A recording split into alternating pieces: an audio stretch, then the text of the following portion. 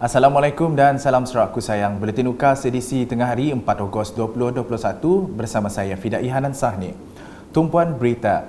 Pelaksanaan Fasa 3 Pelan Pemulihan Nasional (PPN) bagi Zon Selatan yang meliputi daerah Kuching, Bau, Lundu, Samarahan, Simunjan, Asajaya, Serian dan Tebedu akan ditangguhkan sehingga penularan kes-kes COVID-19 menunjukkan tren penurunan yang ketara. Jawatan Kuasa Pengurusan Bencana Negeri Sarawak JPBNS dalam satu kenyataan media pada Selasa memberitahu keputusan itu adalah bagi menjamin keselamatan dan kesejahteraan rakyat di Zon Selatan. Sehubungan itu, kata JPBNS, garis panduan prosedur operasi standard SOP sedia ada masih berkuat kuasa. Dalam kenyataan sama, JPBNS turut melaporkan 494 kes baharu positif COVID-19 menjadikan jumlah kumulatif meningkat kepada 78,211 kes. Daerah-daerah yang telah merekodkan kes adalah seperti yang tertera.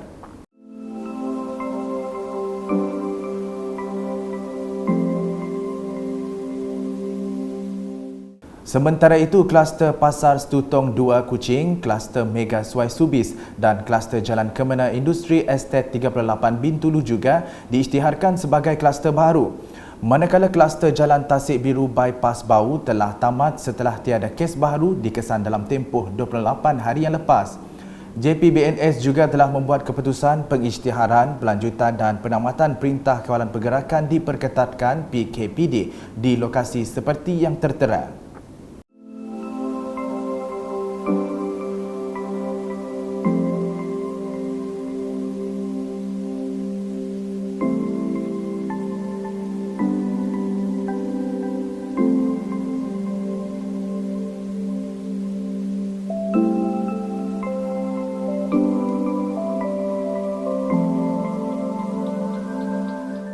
Laporan seterusnya, Sarawak mengesan 180 lagi kes baharu varian Delta daripada 355 kes positif COVID-19 yang telah dilaporkan.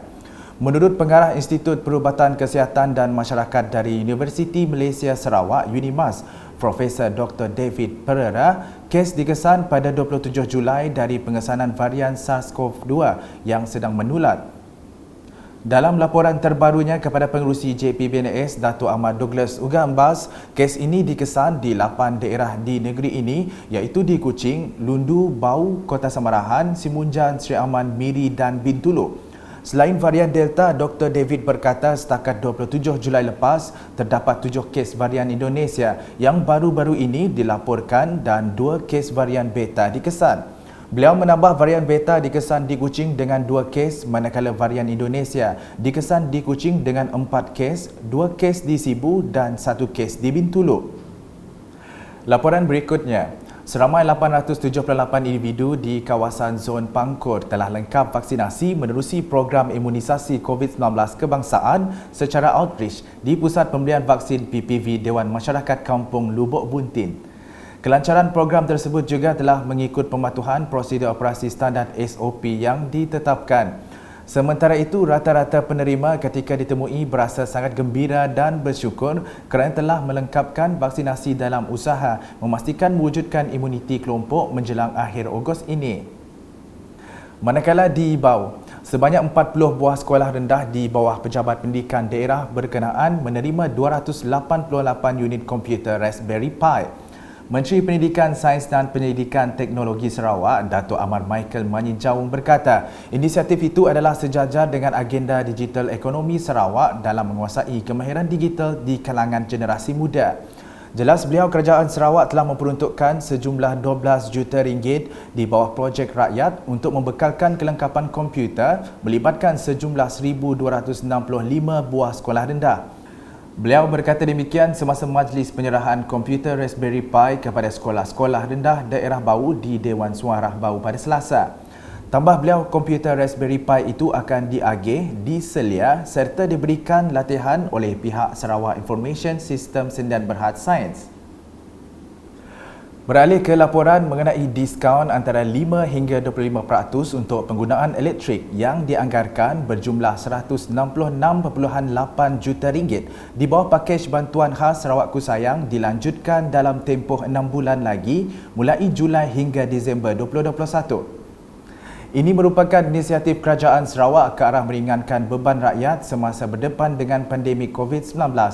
Menteri Utiliti Sarawak Datuk Seri Dr. Stephen Rundi Utom memberitahu diskaun tersebut akan memberi manfaat kepada 647,000 pelanggan dari sektor domestik, komersial dan perindustrian. Dalam satu kenyataan media pada Selasa katanya, sejak ia mula diperkenalkan pada April 2020 bagi tempoh sehingga Disember 2021, Kerajaan Sarawak telah membelanjakan peruntukan berjumlah RM583 juta. Manakala bagi bekalan air katanya, rakyat layak mendapat diskaun antara 10 hingga 25% daripada bil air yang akan memberi manfaat kepada hampir 647,000 pelanggan kediaman, komersial dan perindustrian. Selanjutnya, Pejabat Kesihatan Bahagian Bintulu telah mengadakan operasi penguatkuasaan di kawasan perindustrian dan bandar bagi memastikan setiap premis dan masyarakat mematuhi prosedur operasi standard SOP yang ditetapkan. Menurut Pegawai Kesihatan Bahagian Bintulu, Dr. Melvin Chung Sien Liang, tinjauan mendapati terdapat penduduk dan pekerja serta pemilik premis yang masih tidak mematuhi SOP. Antara yang kita telah keluarkan kompaun sejumlah hari ini adalah sebanyak jumlah besar ringgit Malaysia 33,000, di mana terdapat kesalahan melanggar SOP seperti tidak memakai mask. Kita telah mendapati ada 5 orang yang tidak memakai mask. Okey, seorang yang tidak, satu kompaun telah dikeluarkan yang tidak scan MySejahtera, dan juga kita dapati masih ada syarikat yang tidak bertanggungjawab, tidak menyediakan saringan tempat untuk suhu badan dan juga menyediakan hand sanitizer dan sebagainya. Dan satu pusat mengunting rambut pun tidak menyediakan, telah memberi peluang kepada budak-budak untuk masuk ke dalam, yang itu adalah salah dari segi SOP. Berikut merupakan jenis kesalahan di kompaun dan nilai di kompaun yang dikenakan.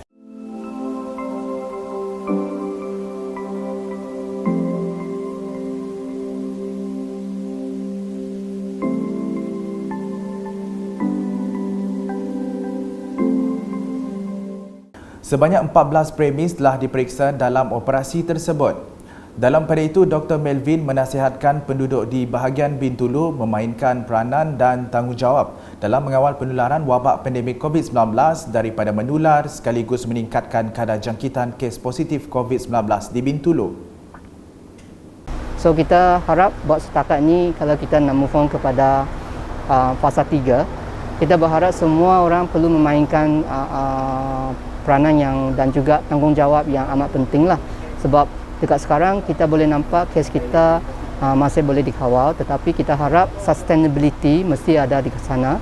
So kita harap semua pihak akan memainkan peranan yang penting, di mana memastikan SOP dipatuhi.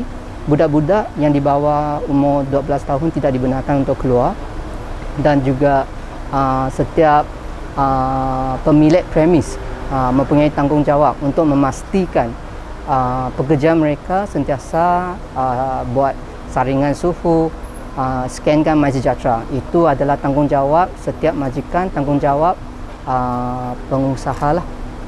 Di Kuching pula, seramai 1,965 lagi individu menerima vaksinasi di Pusat Pemberian Vaksin PPV Borneo Convention Centre Kuching BCCK pada Selasa. Ketua Penyelaras PPV BCCK Dr. Cheong Yao Leong berkata, operasi vaksinasi di PPV berkenaan berjalan lancar dan mematuhi prosedur operasi standard SOP yang ditetapkan. Jelasnya, para penerima vaksin juga datang mengikut janji temu yang ditetapkan dalam aplikasi MySejahtera masing-masing.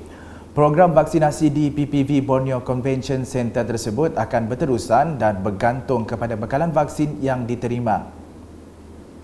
Sekian edisi Tengah Hari bersama saya Fidai Hanan Sahni dan kru penerbitan.